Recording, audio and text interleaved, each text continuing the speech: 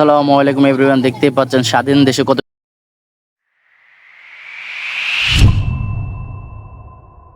সুন্দর করে আপুরা আর্ট করতেছে।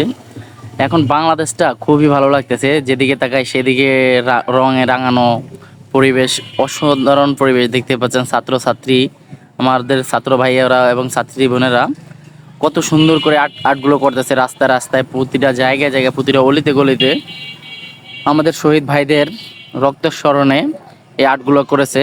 দেখতে পাচ্ছেন কত সুন্দর, কত যে ভালো লাগতেছে বলে বোঝাতে পারবো না। আমার কাছে খুবই ভালো লাগতেছে। এই যে দেখতে পাচ্ছেন সব জায়গায় মানে রঙে রাঙানো, সব জায়গায় কি যে ভালো লাগতেছে, জায়গাটা অসাধারণ লাগতেছে। আপনাদের কাছে কেমন লাগতেছে অবশ্যই জানাবেন। এই যে আমাদের ভাই বোনেরা শহীদ হয়েছে, যারা আমাদের যেসব ভাই বোনেরা শহীদ হয়েছে এদের নাম, সবার নাম এখানে লেখা আছে। রাস্তায় দিয়ে সবার নাম লেখা আছে, সবার নাম দেখতে পাচ্ছেন গাইস। সবাইকে স্মরণে রাখার জন্য সবার নামগুলো লিখতেছে আমাদের বোনেরা, দেখতে পাচ্ছেন অনেক সুন্দর করে লিখতেছে, অনেক যত্ন করে লিখতেছে, খুবই ভালো লাগতেছে। দেখতে পাচ্ছেন আমাদের শহীদ ভাই বোনেরা যারা শহীদ হয়েছে বাংলাদেশে স্বাধীন করতে গিয়ে, সবার নাম এখানে লেখা আছে। এই যে দেখতেই পাচ্ছেন সবার নাম। এই যে এখানে এখন আবু সাইদ ভাইয়ের নাম একদম সর্বপ্রথম। তো দেখতেই পাচ্ছেন অনেক সুন্দর, চারদিকেই রঙে রাঙানো, খুবই সুন্দর একটা পরিবেশ।